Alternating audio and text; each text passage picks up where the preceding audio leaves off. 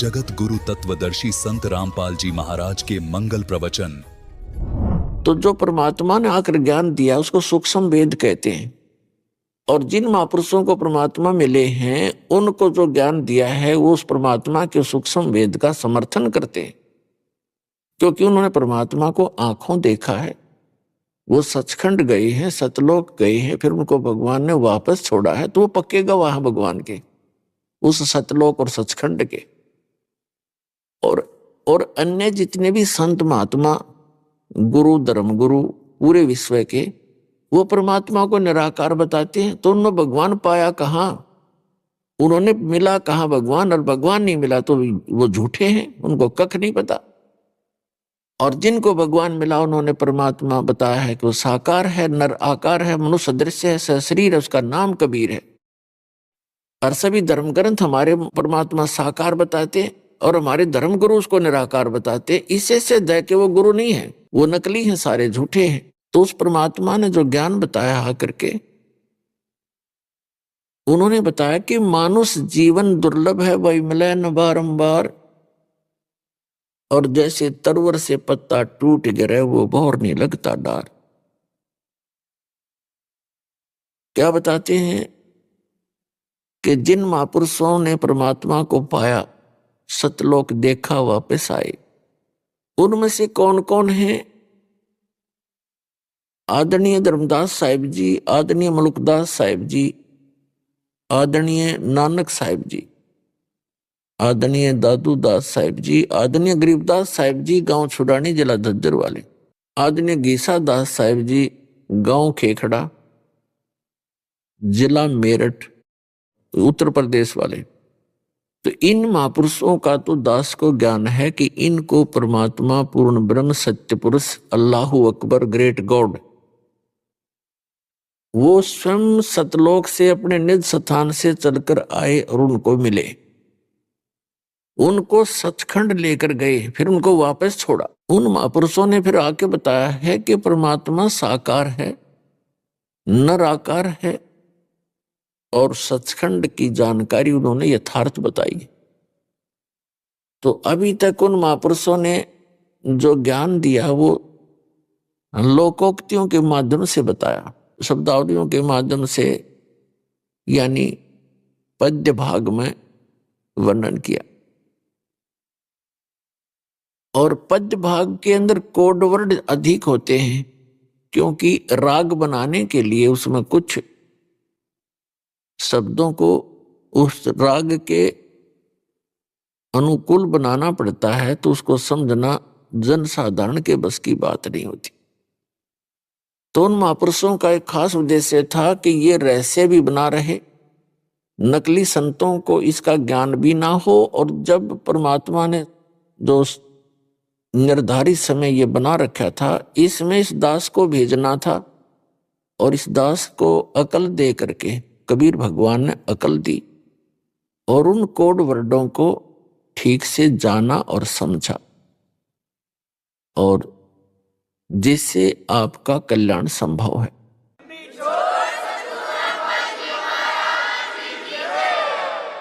तो वो तत्व ज्ञान कहलाता है, उसको सूक्ष्म वेद कहते हैं। उसके विषय में परमात्मा बताते हैं कि चारों युग में मेरे संत पुकारे, और कूक कहा हम हेल रे, हीरे माणिक मोती बरसे ये जग चुगता ढेल रे। सत साधना रूपी, तत्व ज्ञान रूपी हम हीरे और मोती बखेर रहे, और ये भोले श्रद्धालु तत्व ज्ञान से अपरिचित इस सत साधना को ठुकरा कर ये आन उपासना, काल तक की साधना रूपी कंकर पत्थर इकट्ठे कर रहे हैं। चारों युग में संत पुकारे, कूक कहा हम हेल रे, हीरे माणिक मोती बरसे ये जग चुगता ढेल रे। हमरा ज्ञान किने ना सुनिया, ये पर भी लेन जात है दुनिया। तो पुण्यात्माओं, परमात्मा ने आकर बताया, इन महापुरुषों को मिले, किन किन को, जैसे अभी आपको उनके नाम गिनाए, उनमें से एक हैं आदरणीय गरीबदास साहिब जी, आदरणीय गरीबदास साहिब जी को परमात्मा ने अपना विशेष रहस्य दिया और उनके द्वारा अपनी महिमा की वाणी पुनः प्रकट करवाई यथार्थ रूप में। उन्होंने क्या बताया है कि कोट जन्म तो भरमत होगे, कुछ ना हाथ लग्या रे, और कुकर सुकर खर ब्याबो रे, कौआ हंस बगारे। क्या बताया है कि आप जी ने असंग जन्म हो गए भटकता ने। अब प्रसंग चला था कि पूर्ण परमात्मा की साधना से प्रत्येक प्राणी को सुख हो सकता है। पूरे विश्व के प्राणी जितने चींटी से लेकर हाथी हैं और मानव शरीर प्राप्त है, इस परमात्मा की सतभक्ति से और इस सच्चे ज्ञान के प्रचार से सर्व प्राणी मोक्ष प्राप्त कर सकते हैं। जैसे जिनको मानव शरीर प्राप्त है उनको तो संशय है ही नहीं, यदि मर्यादा में रहेंगे और ये भक्ति करेंगे तो वो सभी पार हो जाएंगे। मानव शरीरधारी प्राणियों को तो संशय है ही नहीं, और इतनी आसान भक्ति है इसमें, और इसका आउटपुट बहुत ज्यादा है। आउटपुट कैसे ज्यादा है? जो सतनाम आपको दिया जाएगा, जो आज तक रहस्य बना हुआ था, परमात्मा ने इसको छुपा के रखा था, केवल उन महापुरुषों को दिया था जिनके नाम दास ने गिनाए हैं। आदरणीय धर्मदास साहिब जी को, आदरणीय मुल्कदास साहिब जी को, आदरणीय नानक साहिब जी को, आदरणीय दादू साहिब जी को, आदरणीय गरीबदास साहिब जी, आदरणीय गीसा दास साहिब जी को, आदरणीय महर्षि रामानंद जी को। इनको तो परमात्मा ने सतनाम दिए थे, उन्होंने जाप भी किए, लेकिन आगे नाम दान करने की उनको सख्त मनाही थी। धर्मदास मेरी लाख दुहाई, और ये मूल ज्ञान कहीं बाहर ना जाए। परमात्मा ने कहा था कबीर जी ने धर्मदास जी से कि धर्मदास मेरी लाख दुहाई, ये मूल ज्ञान अभी कहीं बाहर ना जाए। मूल ज्ञान बाहर जो पढ़ी, ये बिचली पीढ़ी हंस नहीं तरही। पुणात्माओं, आप कितने भयंकर स्थान पर रह रहे हो, जहां परमात्मा ने भी अपने आप को गुप्त रख के और यहां तक लाना होता है इस भक्ति को, नहीं तो काल चाहता है भक्ति करे नहीं, नास्तिक हो जावे। जैसे पूरा चीन नास्तिक हो गया, क्योंकि वो महात्मा बुद्ध के मानने वाले थे, और जब तक उन पुण्यकर्मियों के शुभ संस्कार थे और महात्मा बुद्ध के अनुयायी बन गए जो पहले वाले व्यक्ति थे, तो लाभ तो हो रहा था उनके पूर्व जन्म के पुण्यों से। वो ये सोचते रहे कि वर्तमान की साधना से हमें लाभ हो रहे हैं, महात्मा बुद्ध के द्वारा बताई गई साधना से। आने वाले समय में हम कलयुग के निकट आते चले गए, हमारे पुण्य क्षीण होते चले गए, हम कर्महीन हो गए, पूर्व जन्म के पुण्य रहे नहीं, और महात्मा बुद्ध के द्वारा बताई गई साधना से कुछ होना ही नहीं था। तो उसकी साधना से अन्य को कोई लाभ होना बंद हो गया, तो उन्होंने सोच लिया कि कोई भगवान नहीं, और भगवान का नाम निशान मिटवा दिया। रूस के अंदर नास्तिकता और चीन के अंदर, और चीन के अंदर विश्व की सबसे ज्यादा आबादी है। तो पुण्यात्माओं, ये काल चाहता है कि भक्ति ना करें, नास्तिक हो जाए, भगवान को याद करना है भूल जाए, और कोई भी मेरे जाल से बाहर ना जावे। और यही कार्य ईव इरादा स्वामी पंथ, धन सतगुरु पंथ, निरंकारी पंथ, आसाराम, जितने भी संत ला रखे काल ने, ये सारे शास्त्र विरुद्ध साधना दे रहे। और वहां जब प्राणी जाता है, जिसके पूर्व जन्म के पुण्य हैं, उनको तो सुख होना ही था, उन पुण्यों से हो रहा था। अब वहां 20-20, 30-30 वर्ष हो गए जिन पुण्य कर्मियों के, उनका सर्वनाश हो गया, क्योंकि आध्यात्मिक लाभ तो होना ही नहीं था, उनके पुण्य थे वो खत्म हो गए, अब दुर्गति तो होनी थी। तो अब कुछ दिनों में अगर ये सत साधना भगवान दया ना करते इस मानव के ऊपर, तो विश्व में नास्तिकता फैल जाती और हाहाकार मच जाता थोड़े ही दिनों। आने वाले 100 वर्ष बहुत भयंकर होते इस विश्व के। अब यह फिर शांति होगी। जनता जो माया की दौड़ में लगी है, आपको भगवान इतने सुख देगा आपने कदे सपने में सोचे भी ना होंगे, शायद सुने भी ना होंगे।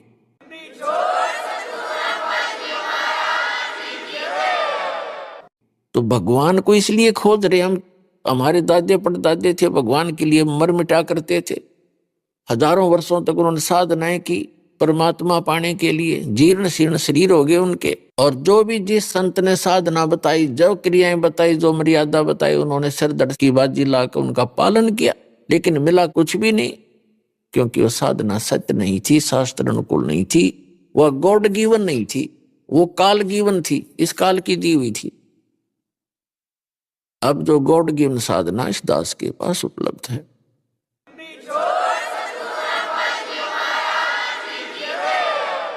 और यही कारण है कि यहाँ आप देख रहे हो, भौतिक सुख भी मिलेंगे, शारीरिक सुख भी आपको मिलेगा, क्योंकि ये आपका पिता है। और दुखी बालक कितना लुट पिट के घर आ जा तो माता पिता फिर भी उसको प्यार देते हैं, कोई बात ना बेटा, आनी होगी होगी, आगे सावधान हो जाना, तो उसी में खुश हो जाते हैं। तो ये अपना पिता है, इसके दरबार में आने के बाद फिर ये दुखी नहीं होने देगा। आपको यदि राहत नहीं मिलेगी तो मर्यादा टूट जाने से, तो मर्यादा सबसे प्रथम है भगवान की। जब लग हंसा हमरी आना और काल लगे नहीं तेरा बाणा। परमात्मा कहते हैं जब तक ये जीव मेरी मर्यादा में रहेगा, काल का अटैक नहीं हो सकता आपके ऊपर। तो पुण्यात्माओं, आप मर्यादा तभी रखेंगे जब आप इस ज्ञान से परिचित हो जाएंगे। तो ज्ञान से परिचित कराने के लिए सब सत्संग किया जाता है। आपको सीडी बना कर दी जाती है, पुस्तकें बना रहे हैं भक्त, आप तक पहुंचा रहे हैं। तो इस ज्ञान को समझने के बाद फिर आप ना तो इन ठगों से ठगोगे जो पग पग पर बैठे हैं, किते हाथ देखनी है, किते पितरा देखनी है, किते नकली संत नरे झूठ बोले, सारे दिन बकवाद गढ़े, क्योंकि आपको ज्ञान नहीं। और दास चाहता है कि आपको ज्ञान दूं, मास्टर बना दूं आपको, ताकि इनकी ठगों की ठगाई में आप ना आए, आपका जीवन सफल हो, आपके बच्चे सुखी रहेंगे।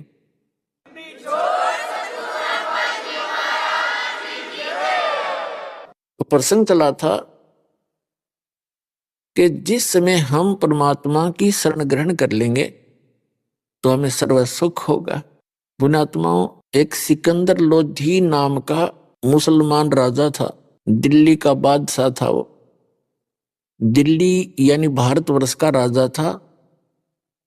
जो दिल्ली का शासक होता था उसके अंतर्गत पूरे भारतवर्ष के छोटे मोटे जितने भी नवाब होते थे, राजा लोग होते थे, वो उसके अधीन होते थे। और उस समय भारत, पाकिस्तान, अफगानिस्तान, बलोचिस्तान, इराक, ईरान और गजनी तक, और ये सब भारत ही होता था। सिकंदर लोधी एक मुसलमान बादशाह था और उनका एक धार्मिक पीर था, गुरु था। पूरे भारतवर्ष के मुसलमानों का वो मुखिया था, शेख तकी। और एक विशेषता हो जाती है, एक कमजोरी हो जाती है मानव के अंदर, जो जरा सा कोई पोस्ट पद प्राप्त कर लेता है किसी भी क्षेत्र में, उसके अंदर अभिमान बहुत हो जाता है। चाहे वो धार्मिक व्यक्ति हो, चाहे वो किसी प्रशासनिक पद पर हो, उसमें स्वाभाविक है अहंकार हो जाता है। और अहंकार उस प्राणी को होता है जिसको अपनी औकात का पता नहीं, क्योंकि हम जीव हैं और जीव को जरा सा झटका नहीं उठा भगवान का या अपने कर्म का, और फिर भी हम फूले फिरते हैं। अहंकार जिसके अंदर होगा, अभिमान जहां होगा, वो पाप की जड़ होती है। दया धर्म का मूल है और पाप मूल अभिमान। और तुलसी दया ना छोड़ियो जब तक घट में प्राण। तो सिकंदर लोधी को एक असाध्य रोग हो गया, जलन का। जलन का रोग ऐसा होता है जैसे कभी किसी के हाथ पर गर्म पानी या चाय गिर गई हो और उससे कितनी भयंकर पीड़ा होती है प्राणी को। हाथ जल जाता है, फोले भी हो जाते हैं। तो जलन का रोग ऐसा ही होता है, लेकिन उसमें कहीं ऐसा चिन्ह नजर नहीं आता कि ये कोई जला हुआ है, और पूरे शरीर में ऐसी दाग लग जाती है जैसे शरीर अग्नि में डाल रखे। इतनी भयंकर पीड़ा उस राजा को होगी, क्योंकि जब तक पुण्य चलते हैं तो कितने पाप करे, चाहे कितनी बकवाद करे, उसको पुण्य मिलते ही रहेंगे। ये विधान है भगवान का। और जब पुण्य नाश हो जाएंगे फिर उसकी कोई नहीं चलेगी, उसकी दुर्गति शुरू होती है। अपने आत्माओं, ये तो परमात्मा की भक्ति नहीं करते कुछ प्राणी, वो तो अब बिजली गिरी है। नहीं, पहले तकरीबन सभी भगवान में आस्था रखते थे, छोटी मोटी अपनी साधना करते ही रहते थे। तो वो जैसे सिकंदर लोधी एक मुसलमान राजा था, और 5 वक्त की नमाज कंपलसरी होती ही है। इसकी जो मुसलमान धर्म की जो साधना है, ये कुरान शरीफ के ज्ञानदाता ने बताई है। और कुरान शरीफ यानी कुरान मजीद कहो, कुरान शरीफ कहो, इसका जो ज्ञानदाता है ये ब्रह्म है। और अज्ञानता से ये मुसलमान भाई इसको पूर्ण परमात्मा मान रहे हैं, सुप्रीम गॉड मान बैठे। तो इसने जो साधना बताई थी हजरत मोहम्मद जी को, वो कौन सी बताई थी? 5 समय की नमाज, दिन में 5 बार नमाज करनी है। नमाज क्या है? स्तुति है भगवान की, परमात्मा की महिमा का गुणगान करना नमाज बोलते हैं। जैसे हम नित्य नियम करते हैं, सुबह का करते हैं, दोपहर का बता रखा है, शाम का आपको। और फिर ऐसे जैसे कई गीता जी का नित्य पाठ करते हैं, वो भी नमाज यानी स्तुति है, प्रार्थना भगवान की।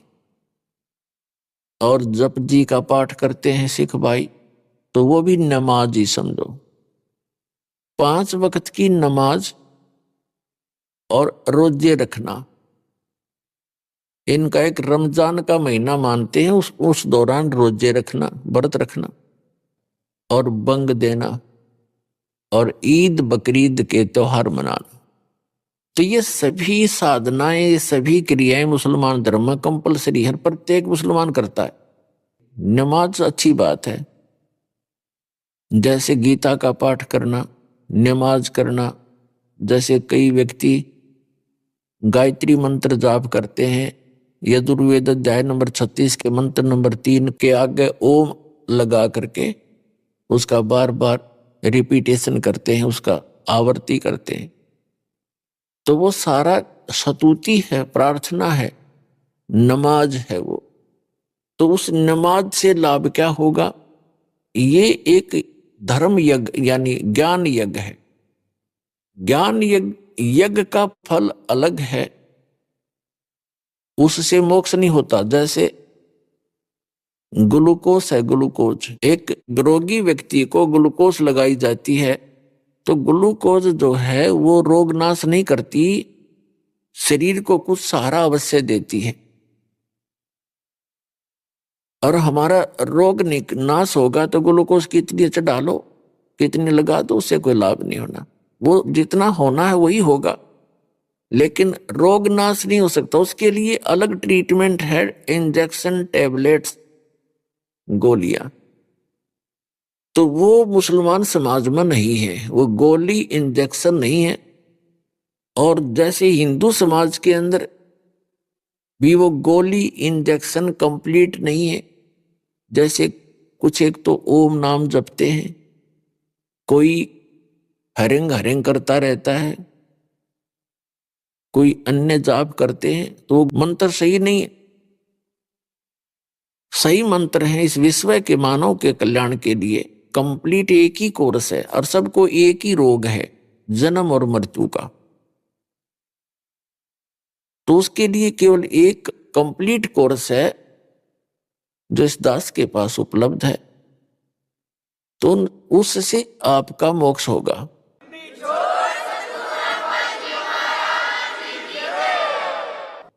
तो वो क्या करते हैं, 5 समय की नमाज कर ली और फिर रोजे रख लिए, व्रत रख लिए। रोजे माने व्रत, और बंग, बंग माने ऊंचे सुर में आवाज पुकारना परमात्मा को। तो ये सारी क्रियाएं किया करते थे, क्योंकि ये न तो पाप नाशक है ये क्रियाएं, ना ये मोक्षदायक है। क्योंकि ये किसकी बताई हुई है, ये सरपुरुष की बताई हुई है। ये गीता ज्ञान दाता भी वही है, कुरान शरीफ का ज्ञान दाता भी वही है, वेद का ज्ञान दाता भी वही है, और बाइबल का भी ज्ञान दाता वही है। बाइबल के अंदर 3 पुस्तकों का संग्रह है, होली बुक, तौरात, जबूर और इंजिल, और चौथी उनकी कुरान है। तो वो चारों कतेब और चारों वेद मिलता जुलता ज्ञान है। चारों वेदों का सारांश श्रीमद् भगवद गीता। उन चारों कतेबों में इतनी कमी है, कौन सी, तौरात, जबूर, इंजिल और कुरान के अंदर, कि उसमें कोई मंत्र जाप करने का नहीं। वो केवल नमाज ही पर जोर रखते हैं और कुरान शरीफ यानी अपनी अपनी इन चारों पुस्तकों को पढ़ते हैं। तो ये ज्ञान यज्ञ है। तो उस ज्ञान यज्ञ के करने से लाभ तो मिलता है, लेकिन ना तो पाप का नाश हो सकता। पाप के नाश बिना हमारा प्रारब्ध यानी जीवन किस्मत में जो दुख है वो कट नहीं सकता, और पाप कटे बिना सुख नहीं हो सकता। जैसे किसी के पैर में कांटा लगा हो और उसको ये बता दिया किसी ने कि आपके पैर में कांटा लगा है, और वो निकला नहीं, निकालने का कोई साधन नहीं है। उस व्यक्ति को कोई ये कहे कि तू कांटा निकल नहीं सकता और जूता पहन ले, भविष्य में कांटा नहीं लगेगा, तो क्या वो जूता पहन सकता है?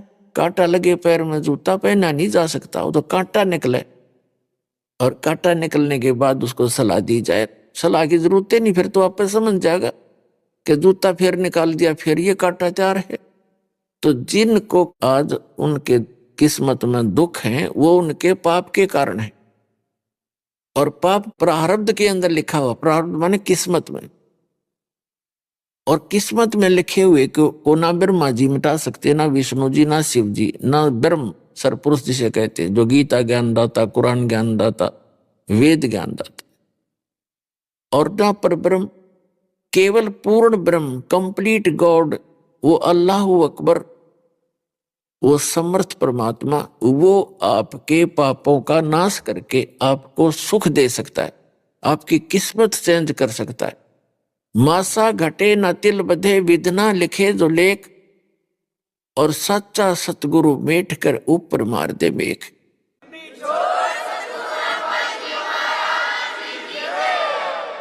अब सच्चा सतगुरु, क्योंकि अब सतगुरु भी नकली बहुत हो गए, इसलिए सच्चा सतगुरु बोला गरीबदास जी ने।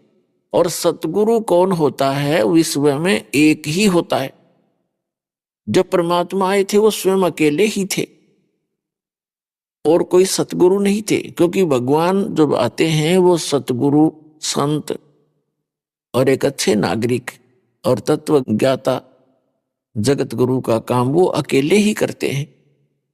तो यहां बताया है कि मासा घटे न तिल बढ़े, विध ना लिखे जो लेख, जो विधाता ने आपके पूर्व जन्म के पुण्य और पापों के आधार से जो आपकी किस्मत बनाकर भेज दी, उसमें से कोई कम और ज्यादा नहीं हो सकते। और कौन कर सकता है उसमें परिवर्तन? वो पूर्ण परमात्मा, समर्थ, वो कबीर गॉड, गॉड कबीर, वो अल्लाह अकबर, वो कंप्लीट परमात्मा, पूर्ण ब्रह्म, वो कर सकता है। और उसने उसका करने का तरीका बता रखा है। तो करने का भाव ये है कि कंप्लीट जो पूजा की विधि है वो इस दास के पास है। जैसे अज्ञान इसी को कहते हैं, जैसे ये सतलोक सचखंड की महिमा बताने वाले जितने भी संत पंथ ग्रंथ बने हुए हैं इनके अपने ग्रंथ, वहां वो कहाँ धोखा खा गए, कहाँ मार खा ली उन्हें, वो कहते हैं कि जो हमने तो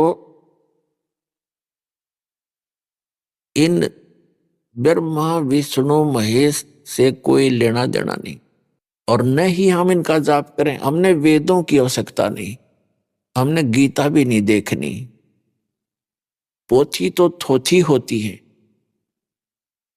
पुण्यात्माओं, ये अज्ञानता का एक हिस्सा है, तत्वज्ञानहीनता का एक पार्ट है, हिस्सा है, भाग है।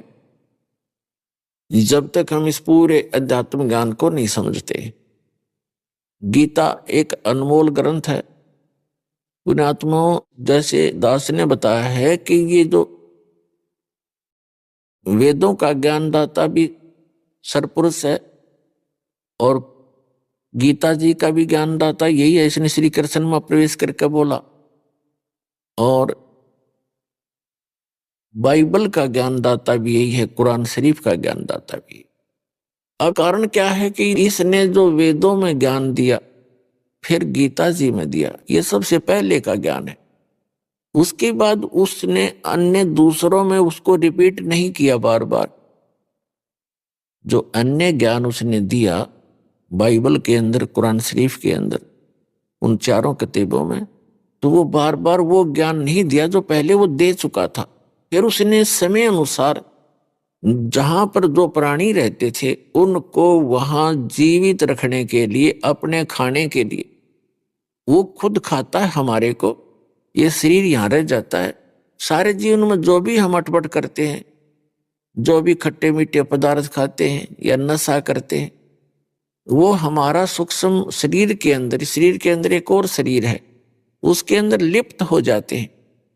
आप देखते हो पूरे विश्व में हुक्का, शराब, तम्बाकू और भूकी, क्या क्या डग्गा खाने लग गए प्राणी। ये खाने की चीज है। ज्यादा पैसे हैं, काजू खा ले, किशमिश खा ले, सेब संतरे खा ले, खीर बना ले, हलवा बना ले। उधर रुचि ना जाती कुबाड़ खाने को और ये बकवाद करने को क्यों जाती है? क्योंकि इसका प्रेशर है।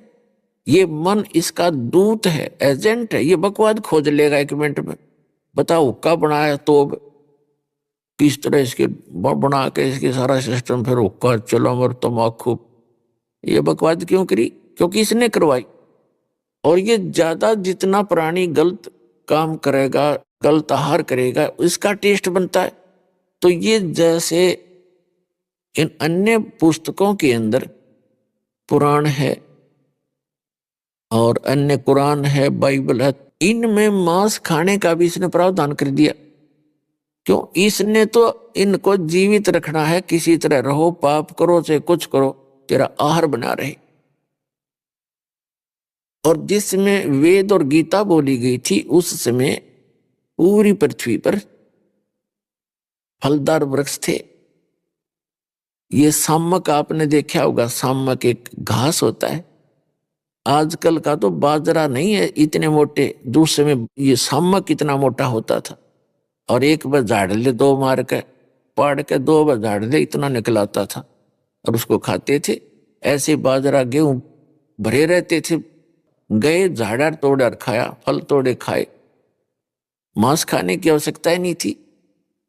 और जितने हमारे कर्म घटते गए, संस्कार घटते गए, कम पुण्यकर्मी प्राणी पृथ्वी पर जन्म होता गया, उसी तरह से उनके अनुकूल ही ये सुविधाएं समाप्त होती चलेगी। फिर ये मांस खाने लगे। मांस खाने की चीज है, हुक्का पीने की वस्तु है, तम्बाकू ऑक्सीजन की आवश्यकता है इस बॉडी को, और इसमें ठोक कार्बन डाइऑक्साइड जबरदस्ती। तो ये इस तरह की जो हमारी क्रियाएं जीव के बस की बात नहीं, युग काल करवावे है। इस काल से बचने के लिए हमने एक समर्थ का सहारा चाहिएगा। वो समर्थ कबीर साहब है। नहीं छूटन नहीं दे विकार आपके, चाहे कितनी बात बना ली। ऋषि महर्षियों के इतिहास देखे, घरते निकल गए अफलातून बन के, भगवान पावांगे, अपने विषय वासनों पर काबू पावांगे, वहां भक्ति करके आए वापस। यो पाराशर नाम के एक ऋषि थे हैं, और दरिया को पार करने लगे।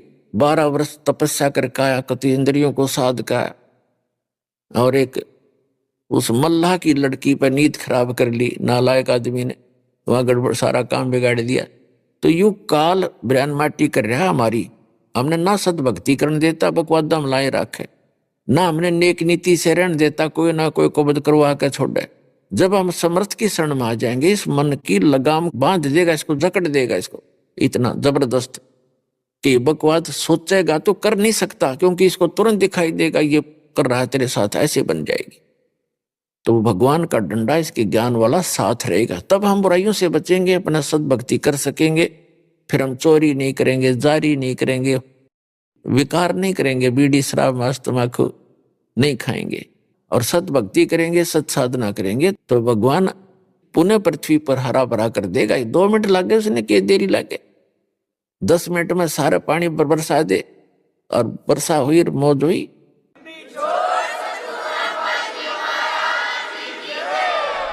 अभी आपने सुने संत रामपाल जी महाराज के मंगल प्रवचन।